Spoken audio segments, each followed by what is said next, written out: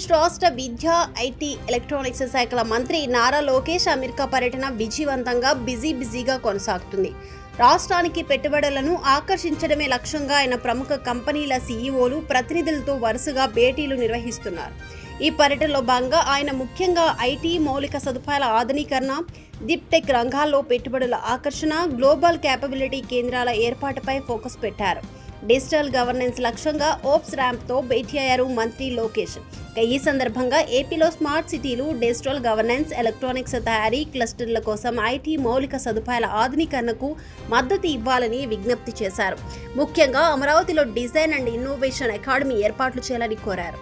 అలాగే AI ops training, ఇంటర్న్షిప్లు, R&D సహకారం కోసం ఏపీ టెక్ అకాడమీతో భాగస్వామ్యం వహించాలని కూడా కోరారు. దీనికి స్పందించిన సీఈఓ వర్మ తమ సంస్థలకు ప్రపంచవ్యాప్తంగా finance and health care, retail, టెక్నాలజీతో సహా 500+ సంస్థలు కస్టమర్లుగా ఉన్నాయని, ఏపీ ప్రతిపాదనలను పరిశీలిస్తామని హామీ ఇచ్చారు. పెట్టుబడులను ఆకర్షించే క్రమంలో మంత్రి లోకేష్ కంపెనీలకు ప్రోత్సాహకాలను వివరించారు. పరిశ్రమలకు నిర్ణీత సమయంలో నేరుగా ప్రోత్సాహకాలను అందించేందుకు దేశంలోనే తొలిసారిగా ఎస్క్రో అకౌంట్ విధానాన్ని ప్రారంభిస్తున్నట్లు మంత్రి లోకేష్ వెల్లడించారు.